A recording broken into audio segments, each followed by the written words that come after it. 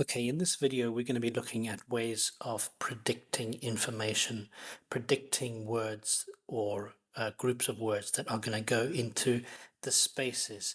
So this is ideally for, well, only for tasks that require you to fill in a gap, completion tasks technically.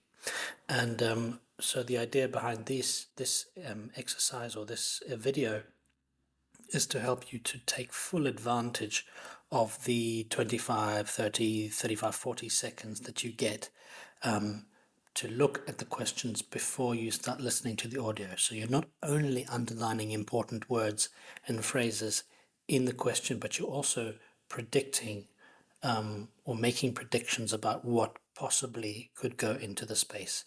And we're going to be looking at three different ways of doing this. The first is the parts of speech. Those are nouns, verbs, adjectives, and I'll talk about those in more detail. Then looking at the lexical set of the word that's possible. Again, I will explain what that means, and collocations as well I'll explain. And then right at the end of the video, we'll be doing some practice. So let's start with the parts of speech. Okay, so as I mentioned, nouns, verbs, and adjectives, and there's also a section for numbers. And numbers are technically nouns, but I've got a separate section here because they are so common, especially in section 1 and 2 of the exam. Looking at nouns, this is the most common part of speech that is requested or is required. So you'll be filling in mostly nouns in the completion exercises. You need to be aware of when you need to pluralize. I suppose the key for all of this really is to write what you hear, and I'll explain why that's very important. So basically you write what you hear the person say in the audio, and adjectives, the way that they modify a noun. I'll explain that later. So let's start with the numbers. So numbers are usually impossible to predict. So there's no way you can guess what date they're going to talk about, because there's 365, at least within a year, 365 possibilities. Plus, if they decide to make it a year before or a year after, there's thousands of options. Again, bus times, you've got 24. Well, in this case, because it's PM, you've got 12 options here, which again is very difficult to predict. Let's forget about name because that's for the next section. And the flight number could be anything. And remember, flight numbers are often include letters as well. So numbers, you simply just have to listen very carefully. But what you can do as you waiting to listen for the audio is you can write NO with a full stop at the end. NO means number, so that you know straight away that we're talking about a number here. You're listening for a number to get your mind ready. Okay, but there's not much you can do in terms of predicting for numbers. However, things get a little bit easier when we talk about nouns, not proper nouns. Now, proper nouns are actual names. So as I said before, these are all the numbers, number 6, number 7, number 9, but here number 8, that is talking about a proper name. A proper first name is Janet, and we're going to talk about the surname here, and we don't know. There's no way to predict what surname she could possibly have. But you could have a little code for yourself. So PN means proper noun, or whatever you would prefer to use for your own language if it's going to help, so that you know that you're listening for a surname here. You can even write SUR for surname or something like that. And then we also use parts of speech for nouns that are difficult to predict. So they're often in this sort of example where they're part of bullet points. There's no words coming before or after it. So you really can't predict what noun might be there. So individuals bring different ideas, learning experiences. There's so many options that could possibly go for number 21. So this is an example where you might just simply put N for noun, because you know it's a noun, because all the other ones are nouns. They're certainly not going to just be an adjective, but you can't really make any more prediction other than that.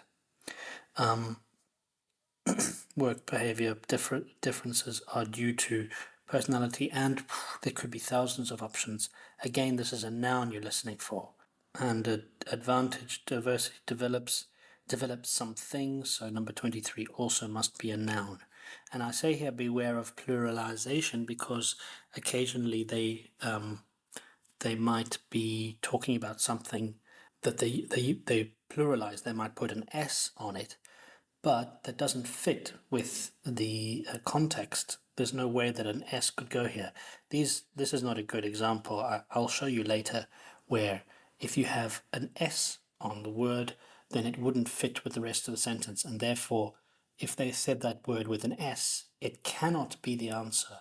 You need to listen for another answer that doesn't have an S, and then that's the one that fits. Okay, so be aware of the grammar as well when you're doing these tasks.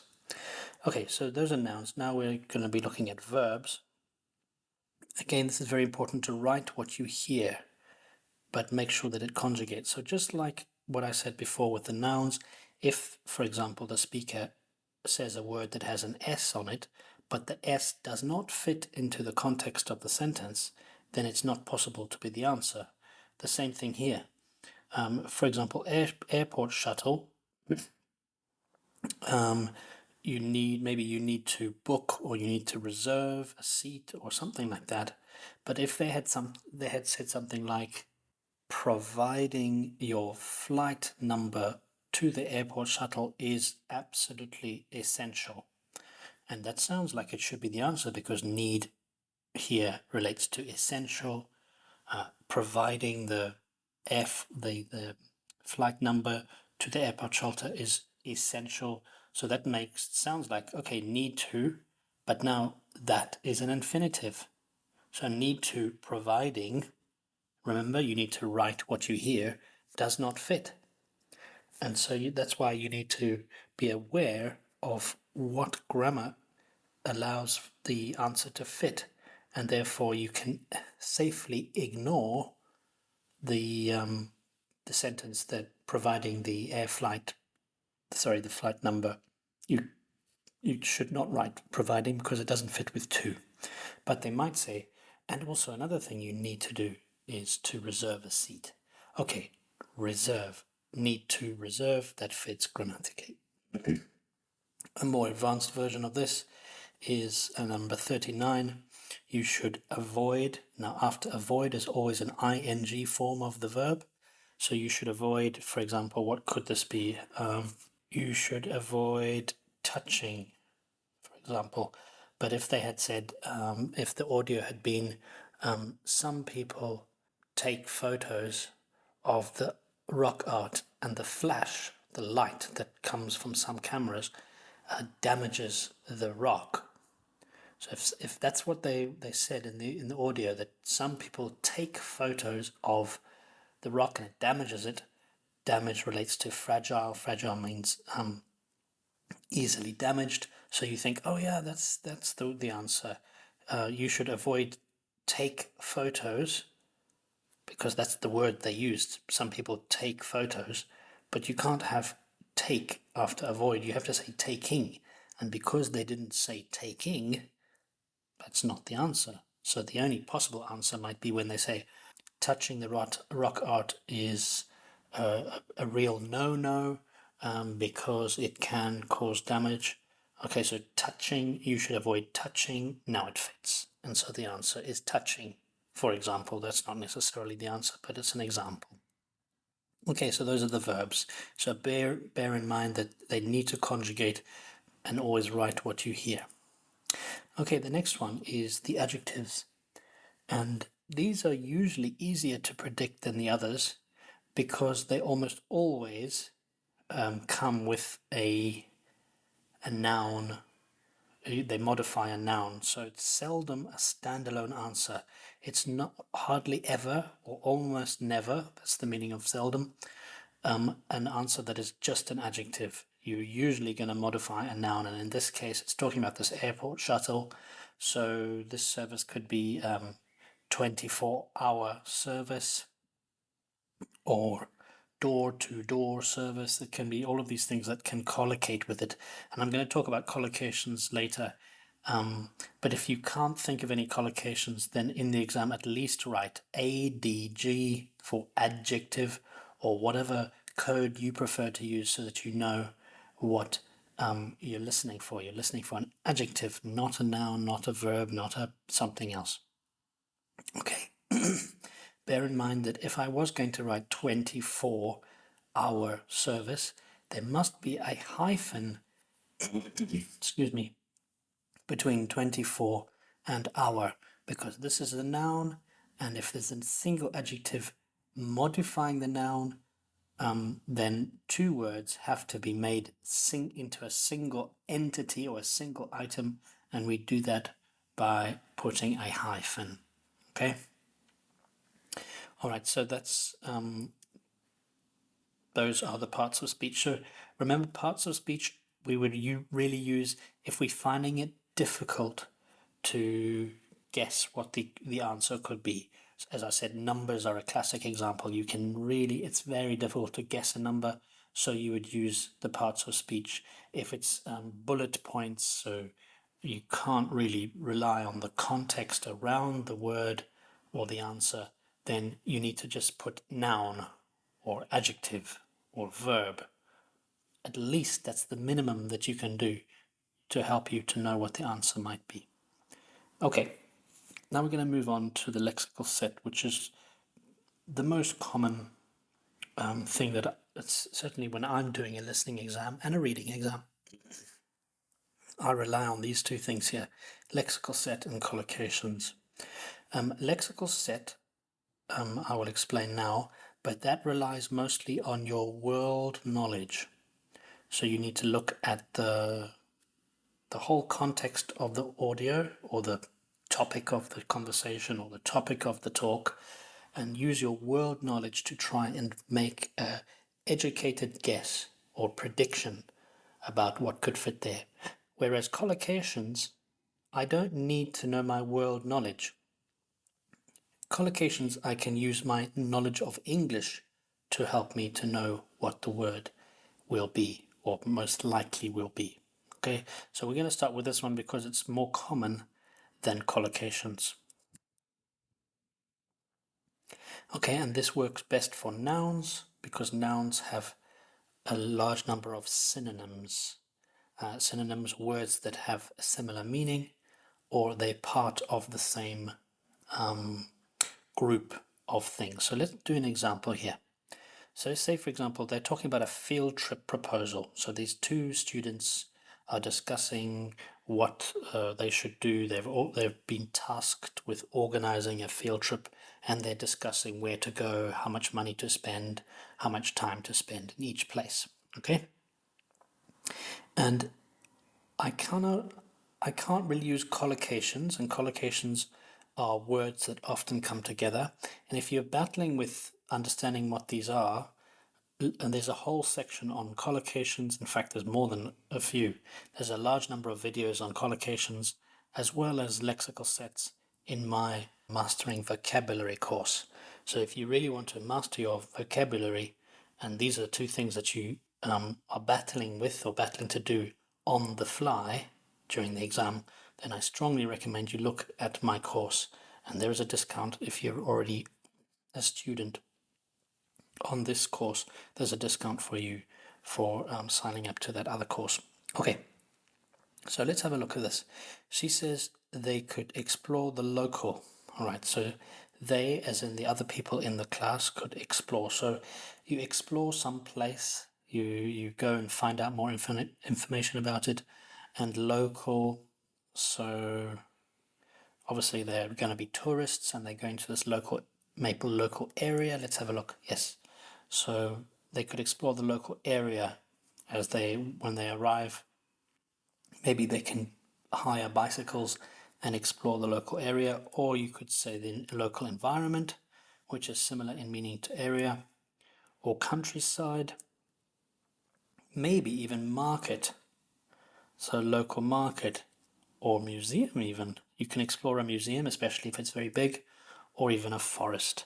So all of these are basically called a lexical set, and they are all they're all things that you might do as a tourist when you visit a local place.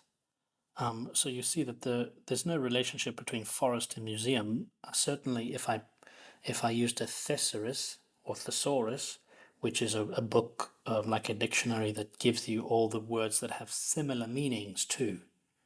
For example, if I had forest, a synonym of forest would be wood or jungle or rainforest. So if I typed in forest into a thesaurus, or I looked up forest in a thesaurus in a book, the last thing I will see is a museum. Doesn't make any sense. But as a lexical set, these are all things that you can explore if you're a tourist visiting a local area or local place. And that's what makes it a lexical set. And that's why this is not going to help you. Your English, your English language is not going to help you so much as your world knowledge about the things that you can do with this verb and this adjective. Okay, I hope that's a bit clearer for you. So lexical sets are basically the most common way that we can help ourselves to predict information. Let's do another example here.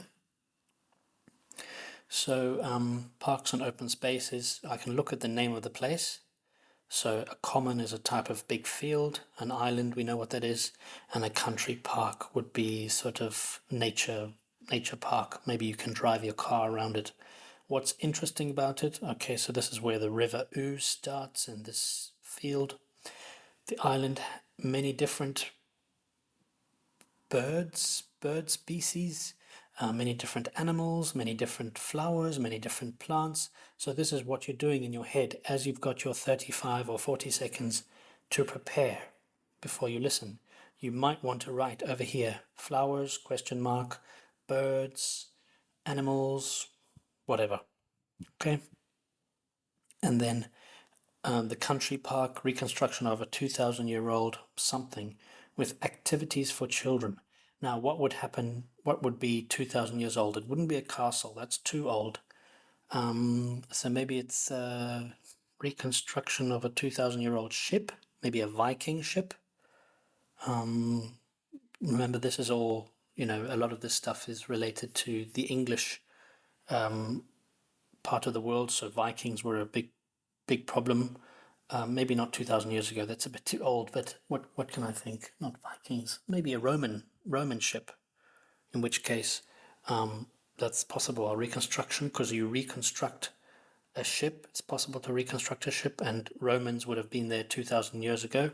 So you could say ship here, for example, and then you can imagine that there's activities for children to walk up onto the ship and explore the different things. So what I'm doing here is trying to use my world knowledge to think of the lexical set of things that could go here.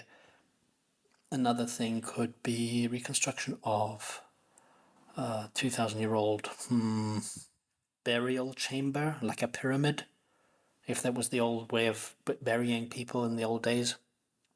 So, as I said, these are not synonyms of each other. A ship and a burial ground is not the same meaning, but the lexical set, it lies within it, because you're using the word reconstruction, 2,000 years old, and I know my world knowledge of the UK or around, so Ireland as well, would talk about things that happened in this part of the world and not Egypt. This would be unlikely. I mean, Longfield, you can see it's clearly an English name as well. Okay, and then open 24 hours, and then we know that this is talking about numbers, so I can easily predict that it's likely going to be in the morning and in the evening. Okay, island. Okay, let's go on to now the collocations. Now, as I said, the collocations rely on your ability to speak English better than others, whereas lexical sets about your world knowledge. Okay, so let's have a look at these. So as I said, collocations are words that typically come together. So for example, you commit a crime. We never say anything else really. This is a very strong collocation. So if I had put, if this was the answer, just a line like this and then a crime, I could almost straight away know that the word is commit.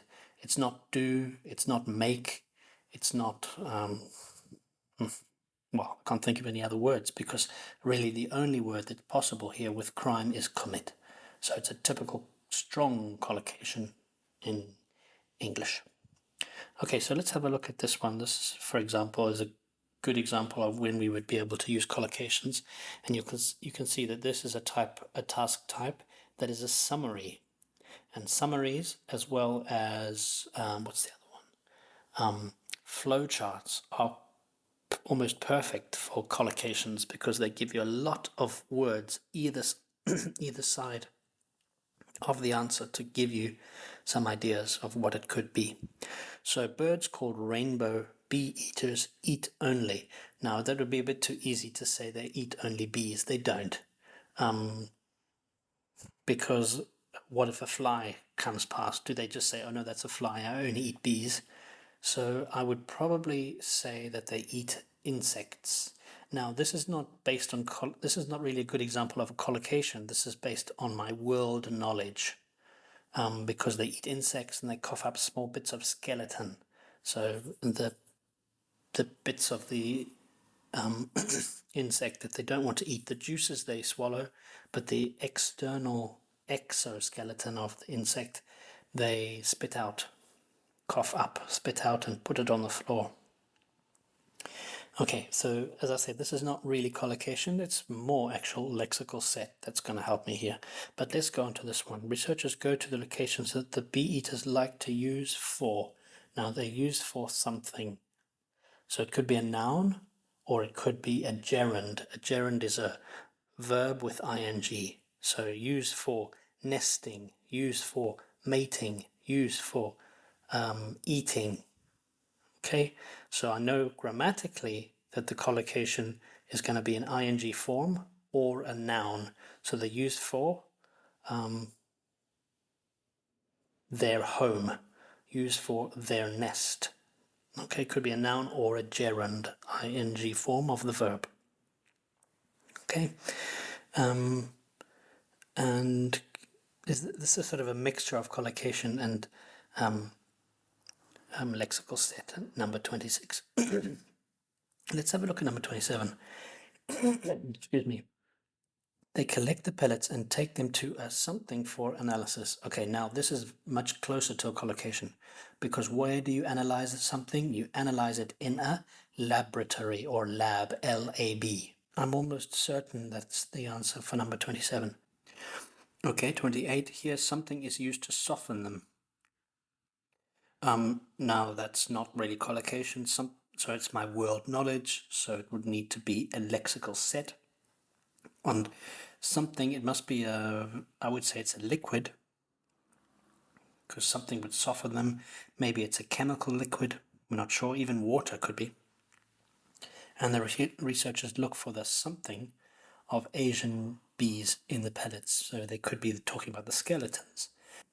So they look for the remains of the Asian bees in the pellets, or skeletons, or the legs, or whatever it is that they need for this. So again, this is stronger, more likely to be a lexical set than a collocation. This one is a very good collocation, 27. Number 30, the benefit of this research is that the result is more accurate. A result is accurate, so that's a collocation. Result, accurate result. And I think of all the synonyms of accurate here, because result collocates with this adjective. I'm trying to think of another one. Maybe precise, a precise result, accurate result. Always we're looking at collocation for number 30. So these two examples, 27 and 30, are examples of where I would use pure collocation to think about the answer, or to predict the answer. Okay, let's have a look at the next example with this sports world. Okay, this is section 2. You can see number 11 always starts section 2, so it should be slightly easier than the one before. and it's a new something of an international sports company. So a new subsidiary or branch. So you have, yeah, a branch probably of a company. So the company has got a number of branches around the world. Many of them are in Europe, etc. So I would write here branch, because it collocates with company, and a new branch is also a strong collocation. So I'm going to be listening for something similar to that. Number 12, located in the shopping centre to the of broadcaster. Now, this is an example of grammatical collocation. To the, and it must be to the north, to the south, to the east, or to the west.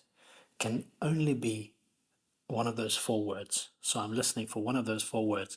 So while I've got my 35 or 40 seconds preparation for this, I would probably put east because it sounds right, but my mind is ready to write west if it's in fact west, or north or south. Okay, so grammatical collocation here. This shop has sports something and equipment on floors 1 to 3. Now, collocation, the only possible collocation with sports is equipment or clothing. Those are the two strongest collocations.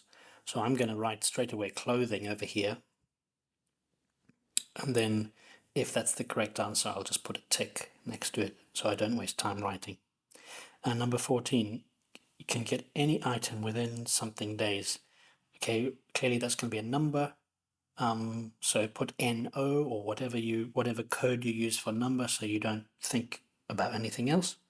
And then number 15, the shop specializes in equipment for camping, hiking, football, so all sorts of nature activities. You could also have types of people, so equipment for professionals, professional scuba divers. There's lots of things. So this is more of an example, not of collocations, but of a lexical set of all the different types of activities that you can think of. So here with your lexic, you might write something like just an example of a thing that you think, like camping, for example, and then LS for lexical set. So anything related to activities. You might even put two options here just to get your mind ready to listen for those. Okay, so let's move on now to some practice.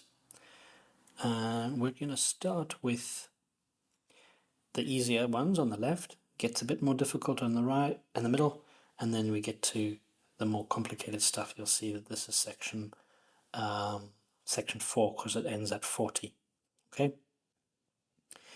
So what I'd like you to do is you can take as much time as you want now for this. You can pause the video before we start listening to the audio. Pause it for as long as you want and try to take some guesses about what words might go in the gaps. Okay, and think about the strategy that is best for each gap.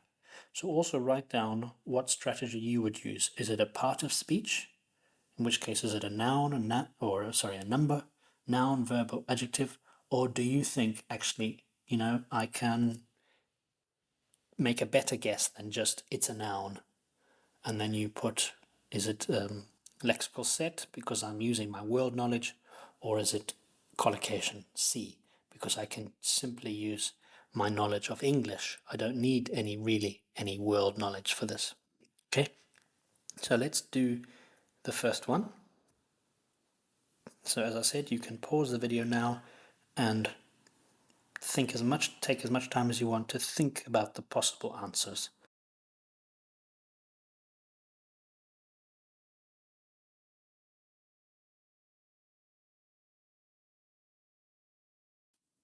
Okay, and let's go on to the next one now. Again, pause the video if you want to fill in as much information as you can before you start listening.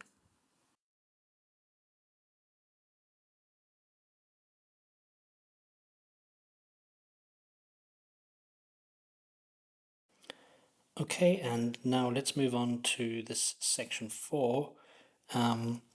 And as you have done already, pause the video if you want to have some time to think about what possible strategy you're going to use to predict the answers.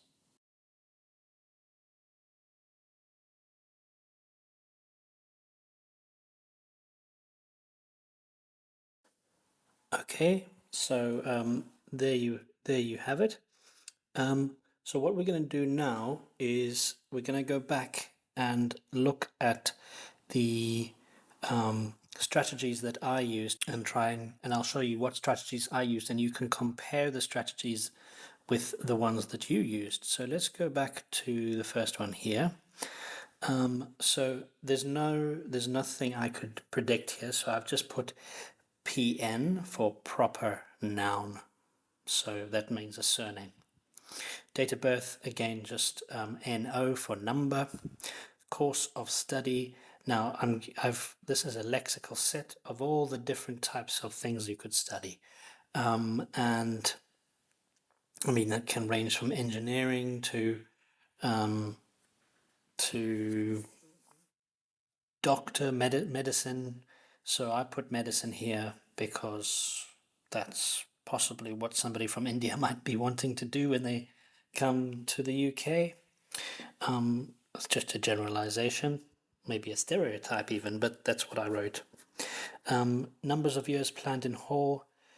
If it's medicine, that's going to be 7 years of your life, or even 8 years. But it's unlikely that a person would want to stay in a hall of residence all that time. A hall of residence, usually people only stay for 1 year. So I've put a 1 just as a guess, that based on my world knowledge of what students usually prefer. And then special dietary requirements. This is collocation through and through. I know straight away that the answer can only be meat, because we talk about red meat, and that means meat from cows or pigs or sheep or goats or camels even. But chicken, for example, is white meat. So any poultry, that's chicken, duck, turkey, is white meat. But red meat is, as I said, the things before. So I'm 99% sure that the answer for number 5 is meat. Okay, now it gets a bit more tricky. The level of something materials in particular should be more clearly shown. So what materials in the self-access center could there possibly be? So this is an example of a lexical set. And so my general idea of this is reading materials. Perhaps this is a collocation. It's a sort of a combination of lexical set and collocations, because this must be an adjective that links with a noun. So you can talk about reading materials, listening materials, study materials. So the level of the study materials should be clearly shown. A level of reading materials. So those are the possible things for this lexical set, and collocation that collocates with the word materials. To update the something collection. So a collection of what? Collection of videos. It's a common thing to have a collection of videos, or a collection of DVDs. So yeah, this is again a collocation with a collection, but also using my world knowledge of a self-access center. Basically, that's a center where somebody can study further. They don't have to rely on the teacher to help them. They go into a self-access center and they have a computer, access to the internet, things like this, so they can expand on their knowledge already. So I've decided to put DVD collection, because you wouldn't have a VHS collection, which is the old type of tape, because that's a bit old-fashioned.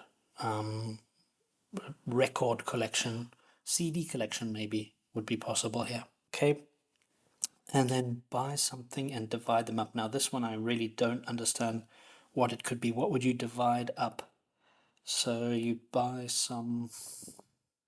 This is a very wide thing here, so I've decided to just put noun, because I'm listening for anything that's a noun and a synonym for divide something up, divide, split it up, spread it around, that sort of thing.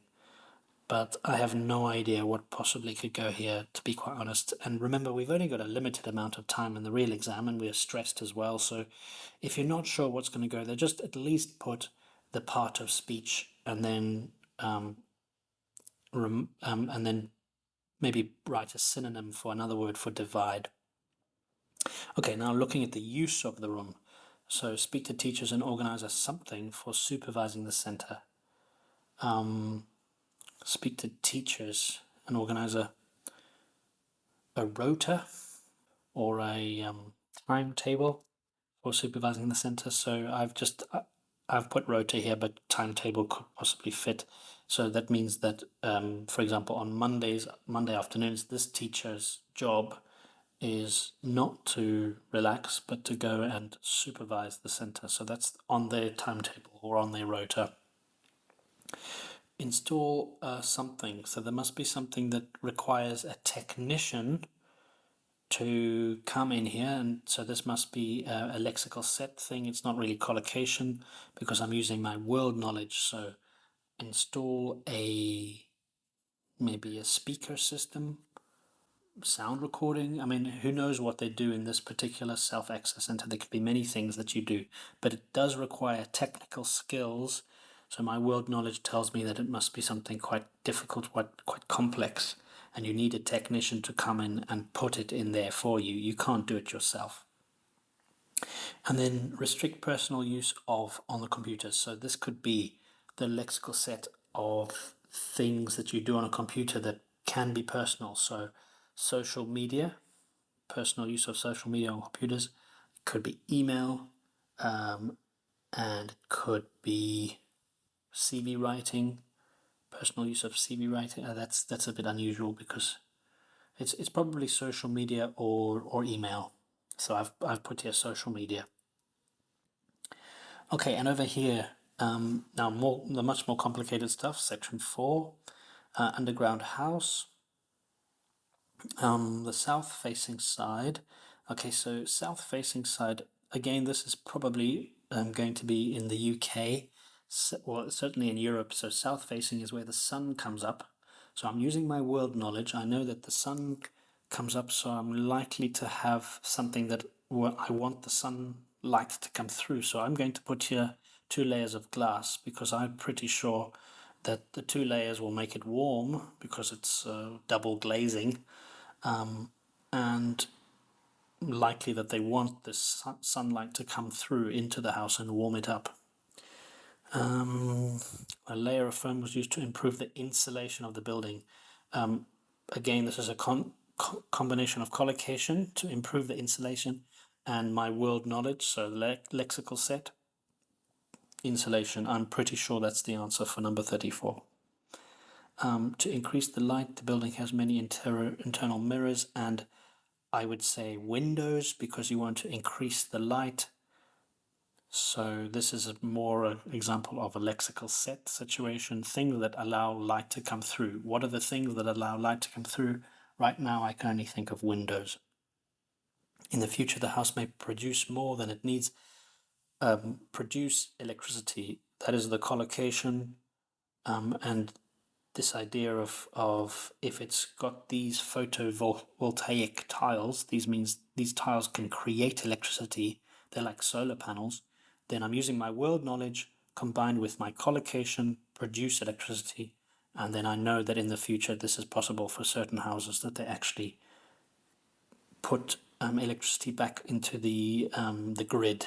The grid is what we call the system that provides electricity, the state system that provides electricity to houses and businesses and factories and things.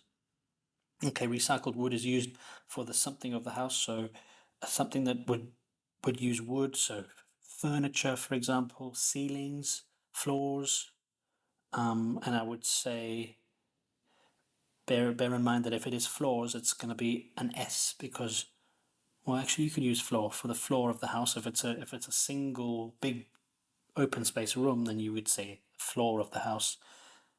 Ceiling as well. The frame of the house, that would be the what keeps the roof up. But here I've put for the furniture of the house because, well, it's possible. Okay, in the system for processing domestic is organic. I'm 99% sure that the answer here is waste. Domestic waste is a strong collocation. Organic domestic waste is even more evidence that that is the answer. So I'm going to leave waste here as a combination of collocation and world knowledge processing. You process waste. Okay, 39. The use of large quantities of something in construction was environmentally harmful. So I'm going to say this is probably cement, concrete, because that my world knowledge tells me that cement or concrete really. Concrete production is very bad for the environment. It releases a lot of carbon dioxide in the process. So I would say that's probably the answer. But other things that could be possible would be maybe glass. I don't know how environmentally bad it is to create glass. I know it requires a lot of heat. So maybe it's glass, large quantities of glass, and we've already got glass over here. So I'm reluctant to repeat the same word. So I'm going to stick with concrete here. But the house will have paid its environmental debt within, now this is an example of grammatical collocation, so it must be a period of time.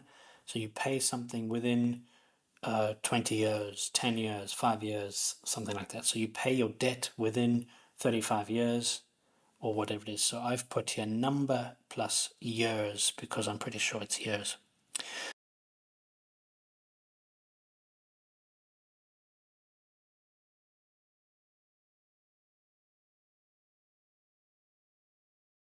Listen carefully and answer questions 1 to 5. Good morning. Can I help you? Yes, I've just been accepted on a course at the university, and I'd like to try and arrange accommodation in the hall of residence. Yes, certainly. Please sit down. What I'll do is fill in a form with you to find out a little more about your preferences and so forth. Thank you. So, first of all, can I take your name? It's Anu Bhatt. Could you spell your name, please? Yes, ANUBHATT.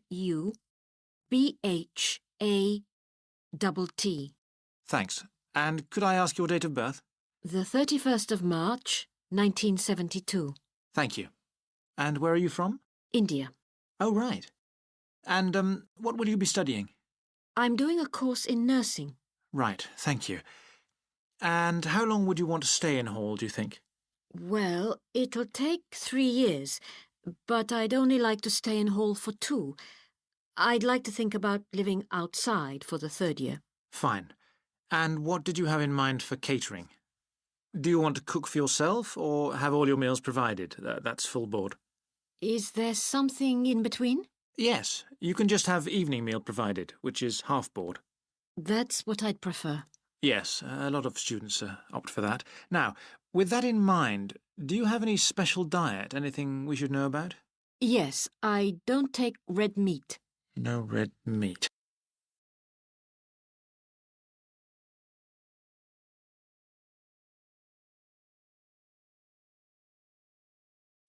Now listen and answer questions 25 to 30. Now, what about the computers? I think it might be a good idea to install some new models. They would take up a lot less room, and so that would increase the workspace for textbooks and so on. That would be great. It is a bit cramped in there at times. What about other resources? Do you have a list of things that the students would like to see improved? Yes, one of the comments that students frequently make is that they find it difficult to find materials that are appropriate for their level, especially reading resources. So I think we need to label them more clearly. Well, that's easy enough. We can get that organised very quickly. In fact, I think we should review all of the study resources, as some of them are looking a bit out of date. Definitely. The CD section especially needs to be more current. I think we should get some of the ones that go with our latest course books and also make multiple copies. Good. Now, I was also thinking about some different materials that we haven't got in there at all. What do you think of the idea of introducing some workbooks? If we break them up into separate pages and laminate them, they'd be a great resource.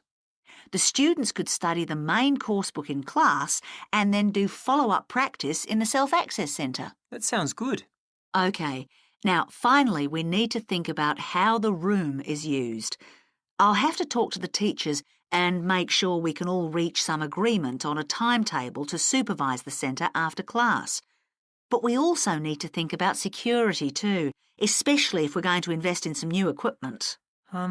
What about putting in an alarm? Good idea. The other thing I'd like to do is talk to our technicians and see whether we could somehow limit the access to email. I really don't want to see that resource misused. What about if we agree to only use it before and after class? Yes, that would be fine. OK, anyway, that's great for now. We'll discuss it further when we've managed to...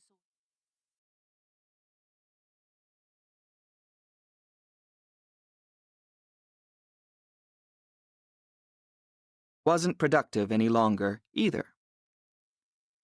They consulted various architects and looked at a number of designs before finally deciding on one. As I've said, it was a design for a sort of underground house, and it was built into the earth itself, with 2 stories. The north, east, and west sides were set in the earth, and only the sloping south-facing side was exposed to the light. That was made of a double layer of very strong glass.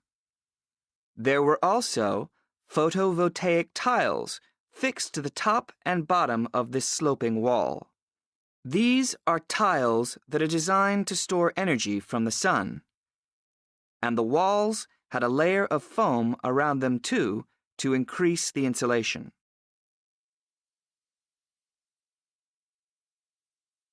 Now, what is of interest to us about this project is the features which make the building energy efficient.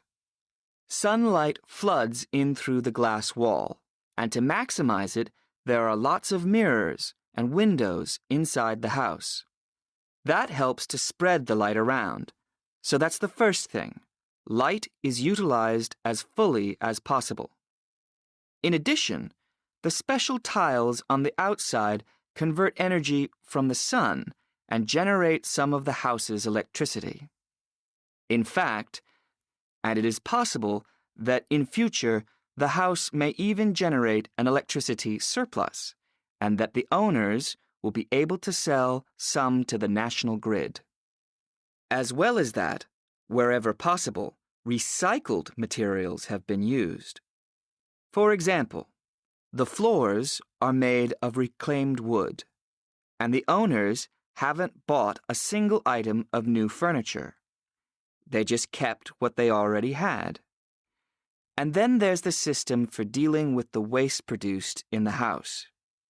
This is dealt with organically. It's purified by being filtered through reed beds, which have been planted for that purpose in the garden. So the occupants of the house won't pollute the land or use any damaging chemicals. It's true that the actual construction of the house was harmful to the environment, mainly because they had to use massive amounts of concrete, one of the biggest sources of carbon dioxide in manufacturing. And, as you know, this is very damaging to the environment. In total, the house construction has released 70 tons of carbon dioxide into the air. Now that's a frightening thought. However, once the initial debt has been cleared, and it's been calculated that this will only take 15 years, this underground house won't cost anything, environmentally I mean, because unlike ordinary houses, it is run in a way that is completely environmentally friendly. So, eco-housing like this is likely to become much more. So now you can see with the answers, the official answers, according to the back of the book, then you can actually see how many of these I managed to predict. So the ones in green are absolutely correct from what I predicted using my world knowledge combined with my collocations knowledge. I was able to predict all of those, and you can see how many of them actually turned up in section 4. Section 4 is supposed to be more difficult, but because I was aware of how to predict the answers, I was able to get quite a few right. The ones in orange are almost there, so not too far away, DVD for CD, for example. And then obviously the ones that are not highlighted are the ones that I was not able to predict, but they certainly helped me to get on track for the correct answer. Okay, so I hope that's useful for you. Please let me know if you have any questions related to this in the Q&A section of Udemy, or if you prefer on Reddit itself. Okay, thank you.